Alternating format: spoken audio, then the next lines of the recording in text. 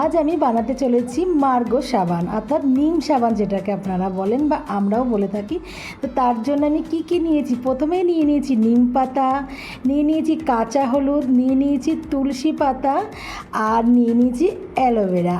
আর তার সাথে যেটা যাবে আর কি ভিটামিন ই ক্যাপসুল। তো এইগুলো এবারে আমি মিক্সার জারে দেবো, দিয়ে এগুলোকে আমি পুরো পেস্ট করে নেবো। তো সাথে থাকো, দেখতে থাকো।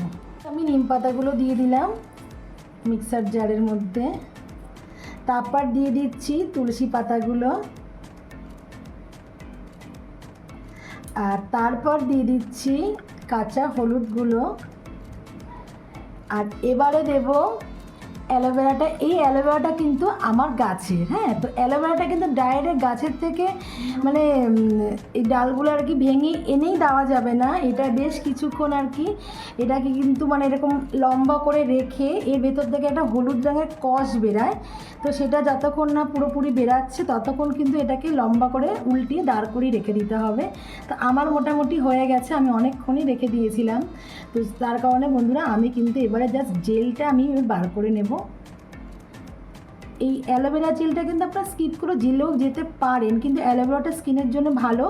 তো সেই কারণে আমি আর কি অ্যালোভেরাটাকে দিচ্ছি। আর আমার যেহেতু বাড়িতে প্রচুর অ্যালোভেরা গাছ আছে, তা ভাবলাম একটু দেই। আর আমি দিইও ওতে, মানে অ্যালোভেরা তো এমনিতে মাখা ভালো, খাওয়া ভালো। তো আমি এর আগেও যখন বানিয়েছিলাম তখন আমি দিয়েছিলাম, তো দেখেছি বেশ ভালোই হয়, স্কিনটাও বেশ ভালো থাকে অ্যালোভেরার জন্য। তো যাই হোক বন্ধুরা, দেখো আমি কি করে আর কি বানাচ্ছি। তো তোমরাও এরকম করে বাড়িতে বানিও, আশা করি তোমাদেরও বেশ ভালো লাগবে। আর এই তো গরমকাল মানেই তো জানো একটু নিম পাতার মানে নিম বেগুন খেতে ভালো লাগে, নিম পাতা আলু সিদ্ধ দিয়ে খেতে ভালো লাগে। প্রত্যেকেরই আর কি ওয়াশরুমে একটা করে মার্গো সাবান থাকে, বিশেষ করে এই গরমকালে।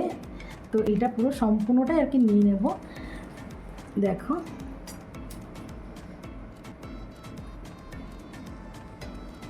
এরকম করে করে যেটা নেব। আমার কিন্তু অ্যালোভেরা যতটা না হয়ে গেছে, আমি কিন্তু পেস্ট করে আনছি। এই যে আমার একে পেস্ট করা হয়ে গেছে। তো এটাকে আমি এবারে কিন্তু একটা ছাঁকনির সাহায্যে ছেঁকে নেব। তো আপনারা চাইলে কিন্তু এটা একটা কোনো সুতির ন্যাকড়া দিয়েও ছেঁকে নিতে পারেন। তো আমার এই ছাঁকনিটা বেশ ঘন, তো আমি এটাতে আর কি ছেঁকে নেব।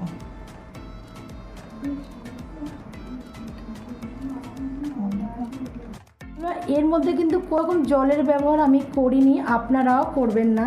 তো এই দেখুন মানে আমি যেটা আর কি মানে করলাম, তো এটা এতটা বেরিয়েছে। তো এরপরে হচ্ছে মেন যেটা দেব, তো সেটার জন্য ওয়েট করে দেখাচ্ছি। বানানো কোনো মতেই সম্ভব না, তো এইবারে চলে এসেছে সেইটা। তো হ্যাঁ বন্ধুরা, এটা আমি অনলাইন থেকে নিয়েছি। তো আপনারা চাইলে হয়তো কোনো মুদিখানা শপ থেকেও নিতে পারেন। তো এইটার নাম হচ্ছে সোপ বেস। তো যাই হোক, এটাকে এবার আমি কেটে টুকরো টুকরো করে নেব।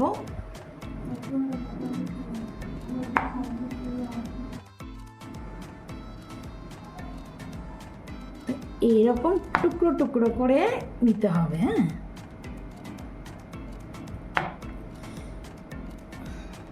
তো বন্ধুরা, সোপ বেসগুলোকে কিন্তু আমি এরকম কিউব কিউব করে কেটে নিয়েছি। তো এবারে সম্পূর্ণ কাজটি হবে রান্নাঘরে। তো চলুন, কড়াইতে জল দিয়ে দিয়েছি, আর এবারে আমি জলটা এরকম ঢেকে দেব। তো জলটা পুরো টকবগিয়ে ফুটবে, তারপরে আবার আসছি, চলুন। তো বন্ধুরা দেখুন, জল কিন্তু পুরো ফুটে গেছে। এবার আমি বাটিটাকে এর উপরে এরকম বসিয়ে দেবো। বাটিটা জাস্ট একটু গরম হবে, তারপরে কিন্তু আমি আমি কিন্তু এবার কিউব কিউব কেটে রাখা সোপ বেসগুলো দিয়ে দিচ্ছি।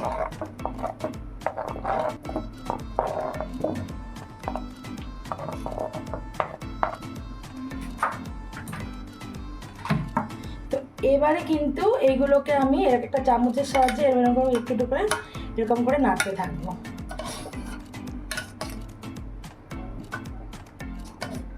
এরকম আস্তে আস্তে আস্তে দেখবেন এইটা কিন্তু পুরো একদম পুরো লিকুইড হয়ে যাবে। দেখুন এটা কিন্তু আস্তে আস্তে কিন্তু পুরো তরল মতন হচ্ছে, মানে লিকুইড মতন আস্তে আস্তে হয়েই আসছে। দেখুন প্রায় গলে আসছে কিন্তু। তো এটা কিন্তু সম্পূর্ণ এরকম আস্তে আস্তে গলেই যাবে, হ্যাঁ।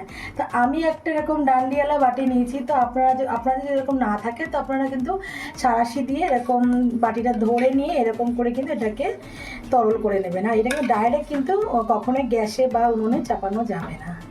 এটা কিন্তু এরকম গরম জল করে তার উপর বাটি দিয়ে কিন্তু এটা এরকম করতে হবে। কিন্তু ওই সোপ বেসটা পুরোপুরি লিকুইড হয়ে গেছে। তো যেটা আমি বানিয়ে রেখেছিলাম নিম পাতা দিয়ে, তো সেইটা কিন্তু এবারে এর মধ্যে দিয়ে দেবো।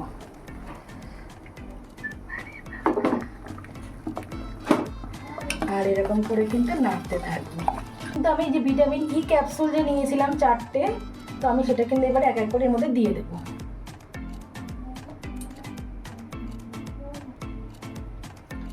এবারে কিন্তু জাস্ট একটু নাড়াচাড়া করবো, তারপরে কিন্তু আমি এটা মোল্ডের মধ্যে ঢেলে দেবো।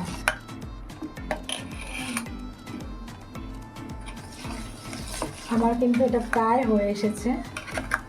এটা একটু কেন বলুন তো এরকম লালচে রয়েছে, আমি গ্লিসারিনের মতন কেন লাগছে বলুন তো, এর মধ্যে আমি একটু হলুদের পরিমাণটা বেশি দিয়েছি, তো সেই কারণে।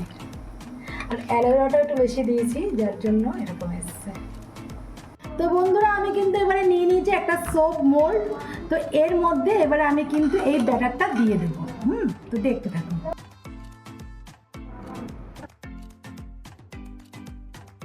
তো বন্ধুরা, আমি কিন্তু সোপ মোল্ডের মধ্যে আমি এবারে আমার এই ব্যাটারটা দিয়ে দিয়েছি। তো এবারে আমি এরকমভাবে ঠিক 2 ঘন্টা রেখে দেবো। তো 2 ঘন্টা পরে আমি আবার আসছি। তো বন্ধুরা, এই যে সেই আমার সাবান, তো দেখো সব কিন্তু পুরো জমে গেছে। এবার আমার ছেলে একবার তোলা হয়ে গেছে। তো এইটা আমি বলে যাবো অন্তত একটা রাখ, আন্টিদেরকে দেখাতে হবে কীভাবে আমি তুলি। দেখো কতটা ইজিলি উঠে যাচ্ছে এই মোল্ডের মধ্যে, আর কি এগুলো এরকম করে দিতে হয়। এই দেখো দেখো কতটা সুন্দর হয়েছে। এই দেখো,